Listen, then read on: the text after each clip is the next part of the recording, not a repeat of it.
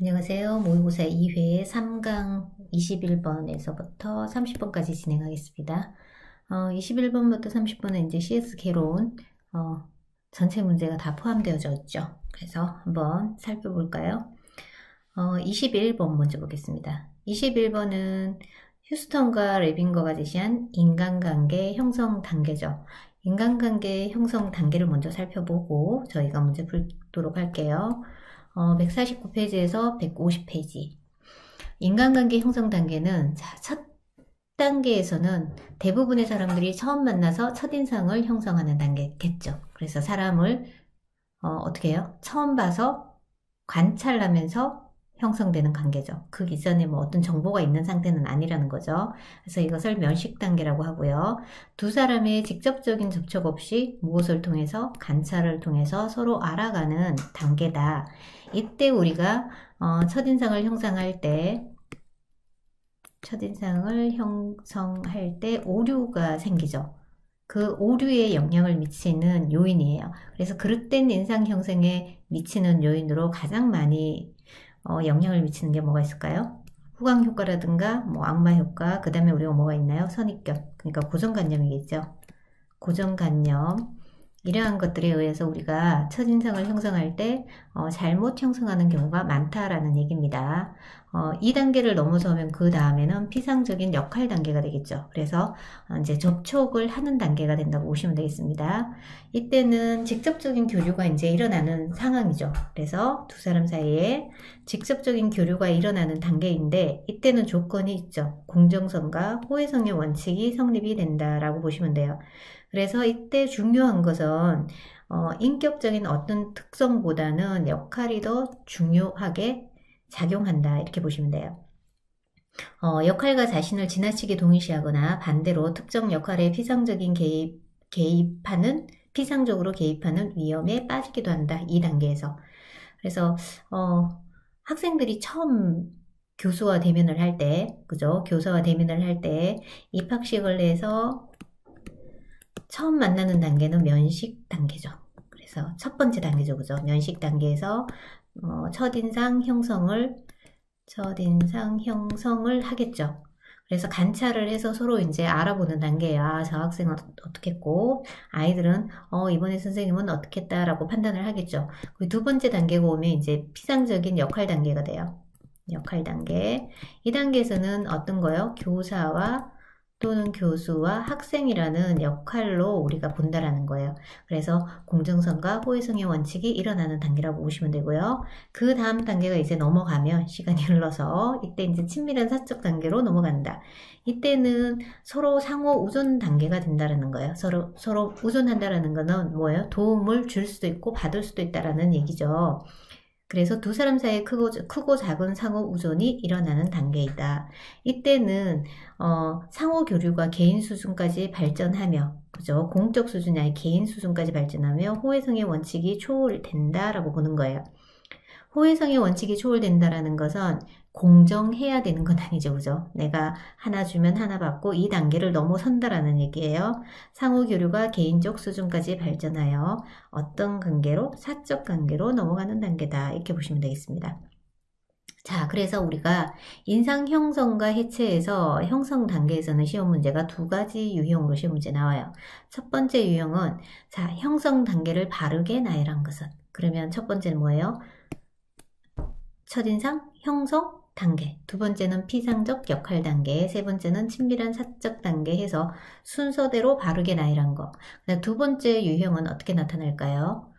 개념으로 해서 이렇게 연결하는 거겠죠. 그러면은 보니까 이렇게 세 단계 다 시험에 났다는 얘기예요. 총 여기에서 네 문제가 출제되었다라는 얘기죠. 그죠?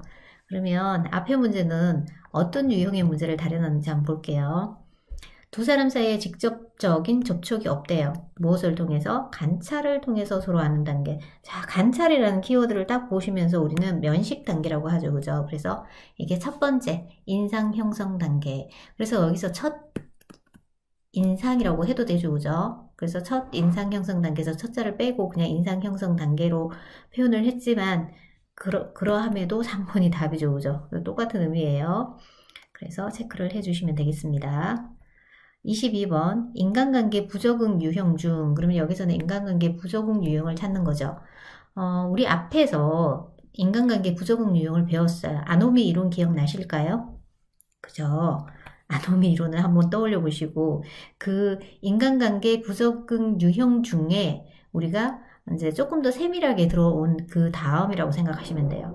그래서 이제 해피형이 있고요. 고립형에 해당되는 거겠죠. 그죠? 해피형, 피상형, 미숙형 이렇게 세 가지로 나눠볼 수 있습니다.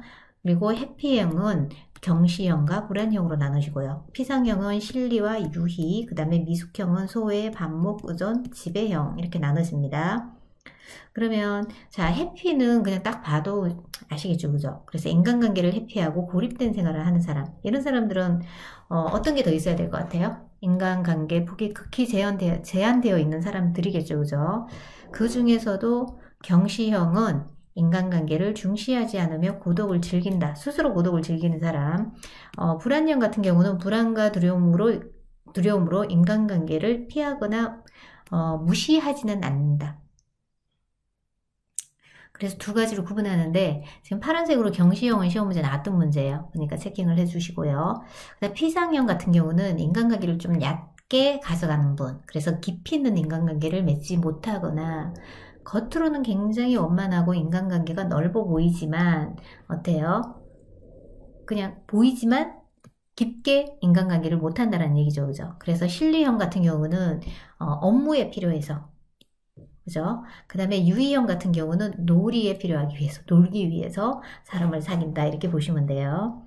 그 다음 미숙형 같은 경우는 지금 현재 문제 나온 문제죠. 대인관계 기술이 부족하여 인간관계가 원활하지 못하나 친밀한 인간관계를 맺고자 하는 욕구를 지닌 유형이다. 욕구는 있는데 미숙해서 뭐예요? 관계를 못 맺는다는 사람이죠. 그죠? 이렇게 연결하는 문제 한 문제. 그 다음에 또 하나는 소외형, 그러니까 미숙형 중 소외형, 이렇게 시험 문제 나옵니다. 소외형 같은 경우는 다른 사람들로부터 따돌림을 당하거나 인간관계에 적극적이고 따돌림을 당하기는 하나 그럼에도 불구하고 인간관계가 어떻다고요? 적극적이고 능동적인 유형이라는 거예요. 하고 싶다는 얘기죠. 그죠? 그 다음에 반목형 같은 경우는 주변 사람들과 효율적인 인간관계를 맺기 어려운 유형.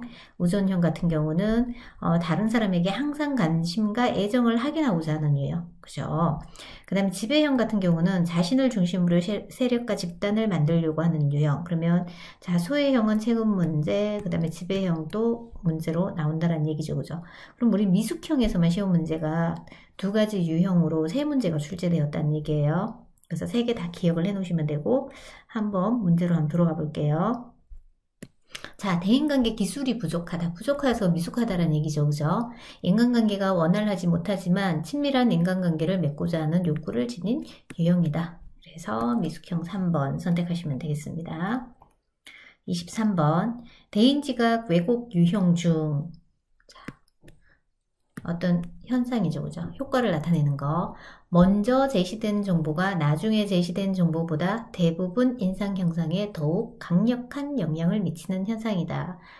그래서 가장 먼저 제시된 정보가 어떻게 가장 강한 영향력을 미친다라는 얘기죠. 그죠? 가장 먼저 제시된 정보는 뒤에 들어오는 정보를 어떻게 한다고요? 차단한다는 얘기예요. 그래서 우리가 첫인상이 중요한 거죠. 처음 봤던 첫인상은 일반적인 연구에 따르면 36시간 지속한다라고 하죠. 그죠? 이 36시간 동안 지속을 하고 이걸 바꾸려면 그만큼의 시간이 또 든다라는 얘기예요. 그래서 이것을 갖다가 우리가 초두 효과라고 한다. 이렇게 기억하시면 되고요. 그래서 각각 한번 살펴볼게요. 여기서는 모든 문제가 시험 문제 나왔어요. 그래서 뭐가 중요하고 덜 중요하고 더 중요하고 이건 없습니다. 무조건 다 외우셔야 돼요. 그래서 교재 159페이지 살펴보시면 되고요. 표로. 먼저 후광효과 같은 경우는 어때요? 개인이 갖는 지식이나 사교성, 용모와 등과 같은 특성들 중 하나에 기초하여 그 개인에 대한 일반적인 인상을 형상화하는 것. 그래서 오류가 생길 가능성이 높죠. 그죠? 그 다음 관대화, 말 그대로 관대하게 보는 거죠. 다른 사람들을 매우 좋게 평가하고자 하는 성향이다. 웬만하면 좋게 평가하자. 이게 관대하. 중심화 성향 같은 경우는 좋고 나쁨의 딱 중간으로만 우리가 판단하려고 하는 거예요. 그래서 중간 정도로 판단하려고 하는 경향이 강하다. 이렇게 보시면 되고요. 이제 초두 효과와 그죠? 최신 효과, 최근 효과 두 개는 구분을 잘 하셔야 돼요. 헷갈리세요. 그죠? 자, 초두 효과는 아까 전에 뭐라 그랬어요? 가장 처음에 제시된 정보가 나중에 제시된 정보보다 큰 영향력을 행사한다. 이렇게 보시는 거고요. 최신 또는 최근 효과라고 하는 것은 뭐죠? 가장 최근에 처음이 아니라 가장 마지막에 들어온 정보죠. 그죠? 그래서 판단함에 있어 최근에 제공된 정보에 더 큰 비중을 두는 것. 그래서 조금 반대입니다. 그래서 구분해서 기억을 해주시면 돼요. 그 다음 대조 효과는 대조에서 벌써 비교라는 게 나오죠. 그죠? 판단함에 있어서 최근에 주어진 정보와 어떻게 한다고요? 비교하여 판단하는 경향이다. 그 다음에 투영 효과는 우리가 뭐 투사라는 그 심리학 용어랑 같은 의미라고 보시면 돼요. 판단함에 있어서 자신과 비교하여 남을 평가한다. 나를 투영을 하는 거죠. 그죠? 그래서 투사를 해서 비교해서 다른 사람을 판단하는 거. 그다음 스테레오타입은 그냥 고정관념이죠. 그죠? 고정관념을 스테레오타입이라고 한다. 그래서 집단의 특성에 근거하여 판단하는 경향이 있다. 그래서 직무상 특성이나 그죠? 인종적 특성을 가지고 우리가 판단하는 거. 예를 들면 이 예시가 시험 문제에 나왔던 문제예요. 유태인 같은 경우는 돈, 약삭발음, 인색, 야심, 빈틈없다라는 키워드로 나타낼 수 있다. 이거죠. 그죠? 그러면 한국 사람은요? 빨리빨리 일 중독 이런 것들로 나타낼 수 있다는 거죠. 그죠? 그 집단의 특성으로 무언가를 판단하는 거, 일반적인 걸로 전체를 판단하는 거죠. 그죠? 그래서 이걸 스테레오타입이라고 하고요. 방사효과 같은 경우는 매력적인 짝과 함께 있는 사람의 사회적 지위나 가치가 높게 평가되는 것. 그래서 어떤 짝과 다니는가에 따라서 내가 더 돋보일 수 있다는 얘기죠. 그죠? 그래서 자존심이 고양되는 현상을 의미한다. 뭐 어쨌든 다 나오니까 다 체킹을 해 놓으시면 되겠습니다. 그래서 앞에 문제는 초두 효과였습니다. 자, 그 다음에 1번의 빈발 효과 같은 경우는 자주 보여주면, 그죠? 처음에는 좀 인상이 안 좋았었는데, 자주 노출이 될 경우, 자주 만날 경우 좋아지는 거, 이걸 갖다 우리가 빈발의 효과라고 합니다. 대비는 대조 효과하고 똑같으니까 그냥 보시면 될 것 같아요. 그 다음 24번. 의사소통의 유형 중, 자, 이거 앞에서 다 설명을 했거든요. 하향적 의사소통에 대한 내용으로 가장 올바르지 않는 것은, 자, 다시 한번 볼까요? 우리가 공식적 의사소통에는 수직, 수평이 있고요. 수직에는 상향과 하향이 있죠. 상향은 위에서부터 어디로 오는 거예요? 밑으로. 그 다음 하향은 밑에서부터 위로. 이것만 알면 다 풀 수 있는 문제예요. 그러면 하향적 의사소통 같은 경우는 상급자가 하급자에게 그 정보를 전달한다. 종류에는 편남, 뉴스레터, 게시, 기간지, 구내방송, 지금 제가 하고 있는 강의, 그죠? 이런 것들이 해당된다. 그래서 장점은 조직 내 사정을 알리는 데는 굉장히 좋다라는 거. 그 다음에 구성원의 사기를 높이기 위해서는 좋다. 단점은 뭐라 그랬죠? 급비상할 경우에 비밀이 누설된다. 이렇게 되어져 있었어요. 자, 그래서 거꾸로 올라가 보면 지금 앞에서 설명할 때 제가 이 예시를 설명을 했을 거예요. 보고는 위에서부터 밑으로 와요. 보고, 내부 결제, 개별 면접은 밑으로부터 위로 올라가는 거죠. 그래서 이거는 어떤 거예요? 상향적 의사소통이죠. 그죠? 그래서 하부에서 상부로 정보가 전달되는 거. 그래서 방법은 보고나 제안, 의견조사, 면접 등이 있고요. 좋은 점은 쌍방향 커뮤니케이션이 가능하고요. 그 다음에 문제점이 생기죠. 그죠? 어떤 문제점? 선택적 여과 현상이 나타난다. 자기한테 불리한 사항은 제거한 다음에 보고한다. 기억하시면 되고요. 수평적 의사소통은 동일 계층 간 또는 상하관계에 있지 않는 사람 간의 뭐다? 의사소통이다. 그래서 둥근 거를 기억하시면 되죠. 그죠? 사전 심사제도, 회의, 그 다음에 위원회, 해람, 통보 이런 것들이 있다 보시면 되겠습니다. 그래서 문제를 살펴보시면은 해당되지 않는 게 3번이죠. 보고, 내부 결제, 개별 면접은 어떤 방법이 있어요? 우리가 하향적 의사소통에 대한 설명을 올바르지 않는 거잖아요. 그죠? 그러면은 우리 방금 했던 부분은 어디에 해당되는 거예요? 이거였잖아요. 그죠? 그죠? 그래서 3번이 틀렸고요. 그러면 1번부터 한번 볼까요? 조직 계층 및 명령 계통에 따라 상급자가 하급자에게 자신의 의사와 정보를 전달하는 걸 의미한다. 2번 특정 업무를 지시하고 절차 및 실행에 대한 정보를 주며 주로 조직의 목표를 주입시키는 데 목적을 둔다. 맞죠? 그죠? 일방적이고 획일적이죠. 그죠? 피명령자의 의견이나 요구를 참작하기 어려운 경우가 많다. 상사에 대한 거부감이 있을 경우에 의사소통에 왜곡이나 오해가 발생할 가능성이 있다. 이렇게 보는 거예요. 그래서 체킹을 해주면 되겠습니다. 그 다음 비공식적인 거는 포도동굴과 유언비어가 있고요. 각각 설명은 제가 앞쪽에서 했기 때문에 1차에서 했죠. 그죠? 1차를 참고하시면 될 것 같습니다. 그 다음 25번 에릭 번이 제시한 시간 구조와 영역 중 다음의 내용에 해당하는 것은. 그래서 그러면 에릭 번의 시간 구조와 영역은 다 시험에 잘 나오죠. 그죠? 지금 현재 6가지 영역이 있는데 첫 번째는 폐쇄. 폐쇄 같은 경우는 그냥 느낌만으로도 어때요? 안 나오는 거. 그죠? 그러니까 혼자 뭔가를 하는 거죠. 그죠? 인간관계를 넓게 나서 외부적으로 향한 게 아니라 이거 같은 경우는 안으로 들어가는 거기 때문에 좀 자기애가 강해서 바깥으로 나오지 않는 사람. 그래서 자신을 타인으로부터 멀리 한다고 되어 있어요. 대부분의 시간을 무엇을 한다? 공상과 상상을 하면서 지낸다. 자기에게 자기 스스로의 방법으로 스트로크를 주려고 하는 자기애적인 것이다 라고 보는 거예요. 연결 이렇게 나와요. 그다음 의식 같은 경우는 전통이나 습관에 따름으로써 간신히 스트로크를 유지하는 거. 그래서 상호 존재를 인정은 하면서 누구와도 특별히 친하게 지내지는 않아요. 그래서 친하게 지냄 없이 일정한 시간을 보낸다. 이걸 갖다가 의식. 그 다음에 활동은 지금 여기서 행하고 있는 일을 통해 서로 스트로크를 주고받는 실용적인 시간 구조와 형태를 의미한다. 라고 보시면 돼요. 잡담은 조금 전에 시험 문제에 있었던 문제죠. 그죠? 그래서 우리가 주로 잡담이라고 하면 어떤 게 있어요? 뭐 직업적인 얘기, 취미 얘기, 스포츠 얘기, 육아 얘기. 굉장히 무난한 화제를 대상으로 특별하게 깊게 들어가지 않고 그냥 즐거운 스트로크만 교환하는 것. 이것을 잡담이라고 하고요.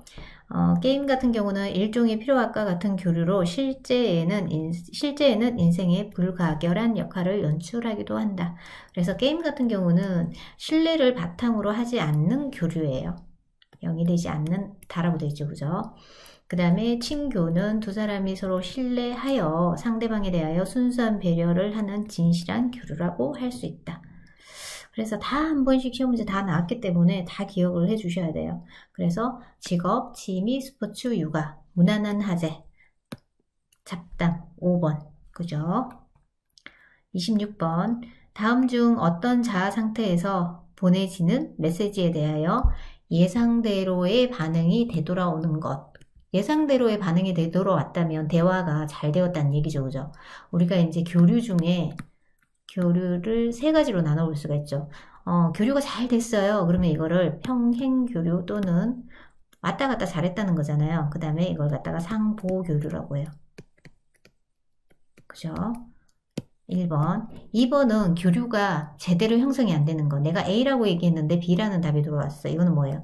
교차 교류겠죠. 그죠? 그 다음 3번째는 다른 뜻을 숨겨두고 대화를 시도하려고 하는 게 있어요. 이걸 갖다 우리가 암묵적 대화라고 하죠. 암묵적 교류. 요 3가지가 있어요. 암묵적 교류, 이면 교류는 똑같은 말이에요. 이면 교류, 암묵적 교류, 그 다음 교차 교류, 상보 교류. 상보 교류는 진실한 대화가 된 거. 내가 어떤 A라는 메시지를 보내서 그 메시지에 대한 해답을 정확하게 돌려받은 거라고 보시면 되겠습니다. 그래서 우리 교류 분석 이론에서 4가지로 우리가 교류 분석을 해요. 주로 4가지 분석 이론을 적용해서 교류를 분석하는데 첫 번째는 구조로 분석하는 거. 구조는 오염된 구조인가 아니면 베타 구조인가 라를 보는 거예요. 그러면은 그 구조를 살펴볼 때 그 분석, 서로 비교해보는 요소는 이제 이 3가지 자아 상태를 가지고 분석을 한다라고 보시면 되겠습니다. 그래서 어버이 자아 상태, 그 다음에 이걸 P라고 하죠. 그죠? 어른 자아 상태 A, 그 다음에 어린이 자아 상태 C. 이 3가지를 가지고 분석을 했을 때, 어버이 자아 또는 어른 자아가 아이 자아한테, 어린이 자아한테 오염이 되었을 경우, 그죠? 덮어져 있을 경우 이럴 때를 우리가 오염이라고 해요. 그러면 이건 병적 구조죠. 그죠? 그래서 하나의 자아 상태가 다른 내용이 다른 자아 상태와 혼합이 되면 조금 문제가 생기겠죠. 만약에 어린이 자아가 어른 자아에 혼합이 되면 어떻게 될까요? 어른이 어른스럽지 않고 아이처럼 행동할 수 있겠죠. 그죠? 그래서 일은 하지 않고 놀기만 한다. 자제력이 부족하다. 이런 현상이 나타날 수 있습니다. 그 다음 베타 같은 경우는 사실 이제 교류가 왔다 갔다 해야 되겠죠. 어른자, 아이자가 왔다 갔다 해야 어른들도 일 중독에만 빠지지 않고 뭘 한다? 놀 수도 있잖아요. 쉴 수도 있고요. 여가를 즐길 수 있는데 그게 너무 두꺼워서 왔다 갔다가 안 되면 어떻게 된다고요? 베타가 생기는 거예요. 그래서 자아 상태의 경계가 두터운 벽처럼 지나치게 경직되어 어떻게 된다고? 자아 상태 간의 교류가 차단된 것. 그죠? 그래서 우리 아빠는 일 중독이에요. 노는 거는 못하세요. 뭐 이렇게 얘기하시잖아요. 그죠? 그거는 무엇 때문에 생긴 거다? 이 베타 때문에 생긴 거예요. 그죠? 그 다음에 두 번째는 교류 패턴 분석이 있어요. 방금 시험 문제 나왔는 게 교류 패턴을 분석하는 거죠. 그죠? 그래서 PCA를 가지고 우리가 의사소통을 분석하기는 하는데 이 교류 형태를 아까 전에 상보교류, 평행교류, 그 다음에 교차, 그 다음에 이면이나 암묵적 교류라고 우리가 나타낸다. 설명을 제가 앞에서 드렸고요. 그 다음 분석할 때는 게임 분석을 하겠죠. 그죠? 그 다음에 각본 분석. 이 네 가지로 주로 분석을 하되, 우리가 일단은 시험 문제에서 구조 분석 상태에서 이 세 가지 자아를 선택하세요가 유용한 문제, 그 다음에 오염이나 베타에 관련된 문제가 각각 한 문제씩 다 출제가 되었고요. 그 다음에 또 어떤 문제가 나오냐면, 조금 전처럼 C가 A를 오염시켰을 때 나타나는 현상은, 그죠? 상황은 이런 문제가 나오고요. 그 다음에 베타 같은 경우는 정의로만 시험 문제 나와요. 그 다음 교류 분석은 각각 다 나와요. 교류 형태를 모두 선택하여라가 하나. 그죠? 뭐 상보, 교차, 이면을 선택하시면 되죠. 그죠? 그리고 각각에 대한 개념으로 시험 문제 나오니까 기억하시면 되고요.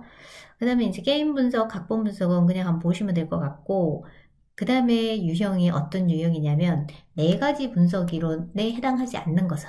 그죠? 그러면 네 가지 분석의 종류가 아닌 것은에서 네 번째 스트로크 분석, 한 번은 4번의 대인관계 분석 이렇게 시험 문제가 실제 출제되었던 문제입니다. 그러니까 여러분들이 반드시 기억을 해 놓으셔야 되죠. 체크를 하셔서 기억을 해 놓기 바랍니다. 그럼 앞에 문제는 제가 설명했고, 그죠? 답은 5번. 그 다음 27번 크리스토퍼가 제시한 고객 서비스 3단계 중 거래 시 서비스, 온 서비스와 가장 거리가 먼 것을 찾아야 되겠네요. 그러면 제품 포장은 어디에 있는 거였어요? 제품 포장? 제 기억으로는 사후 서비스? 3단계 중 사후 서비스에 있었던 내용인 것 같아요. 맞나 한번 찾아볼까요? 사후 서비스, 제품 포장. 제가 모의고사 1차 때 설명을 다 들었던 내용이죠. 그죠? 1차 문제는 어떤 문제였죠? 현장 서비스에 해당되지 않는 거, 지금 현재 이 문제였죠. 전 서비스에 해당하는 거 찾았을까요? 아니면은, 그죠? 맞는 거를 찾는 거였나 보네요. 전 서비스. 이렇게 찾아보시면 되고요. 각각에 대해서는 명확하게 구분해서 기억을 해 주셔야 돼요. 그 다음 28번. OECD 서비스 산업 분류 중 유통 서비스에 해당하는 거. 유통 서비스. 우리 한번 살펴볼게요. 193페이지. 일반적으로 유통 서비스에는 물건이나 인적 이동을 담당하는 수송 서비스나 정보 이동을 담당하는 정보통신이 여기에 해당돼요. 그래서 통신업은 어디에 해당되는 것 같아요? 유통 서비스에 해당되죠. 그죠? 도소매업 같은 경우는 제품의 상거래 관련 서비스로서 생산자와 소비자 간의 연결을 해주는 거죠. 그래서 연결하여 장소 혹은 시간의 편리성을 제공하는 거. 그 다음에 이제 비영리 서비스 같은 경우는 이제 정부 및 공공이익을 위해 비영리 기관이나 또는 공익단체, 사적 이익을 추구하지 않는 거죠. 그죠? 공공행정이나 보건사회복지사업이 여기 비영리에 해당되는 거. 이제 생산자 서비스 같은 경우는 금융, 재무, 보험, 부동산, 사업 서비스, 법률 및 기타 전문가 서비스로서 제조업이나 서비스업에 제공되는 중간재적 성격의 서비스다. 기업 내에 제공될 경우 경상비로 분류되는 다양한 서비스도 여기에 해당된다 이렇게 보시면 돼요. 그 다음에 소비 자아 서비스 같은 경우는 뭐 의료, 교육, 자동차 정비, 기타 유지 보수, 숙박이나 음식, 그죠? 그리고 레저, 민간관계를 포함하는 사회적 개인적 서비스로서 생활의 질을 높이기 위해 개인에게 제공되는 서비스다. 그래서 여기서 총 시험 문제가 자 비영리 서비스에 대한 게 시험 문제 한번 나왔고요. 정의.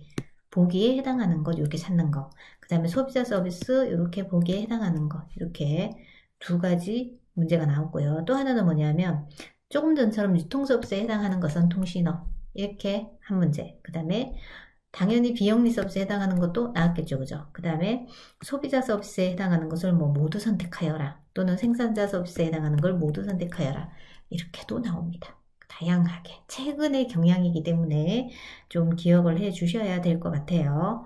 그래서 유통서비스, 통신업 이렇게 연결을 해 주시면 되겠습니다. 29번 러브락이 제시한 다차원적 서비스 분류에서 다음 도표라에 들어갈 업종으로 알맞은 것은 우리가 러브락이 서비스의 다차원적 분류에서 우리 총 몇 가지로 분류를 했던가요? 총 5가지로 우리가 분류를 했습니다. 첫 번째는 서비스 행위 성격에 따라서, 두 번째는 고객과의 관계 유형에 따라서, 세 번째는 수요 공급 관계에 따라서, 네 번째는 서비스를 어떻게 제공하는가 방식에 따라서, 마지막으로 5번째는 서비스의 특성에 따라서 분류를 했습니다. 그래서 각각 보면 빨간색이 다 있죠. 수요 공급 빼고는 문제가 다 나왔습니다. 그래서 첫 번째 행위의 성격에 따라서 우리가 서비스 제공의 성격이 유형인가 무형인가, 그리고 서비스를 받는 대상, 그 받는 대상이 사람인가 사물인가에 따라서 뭐예요?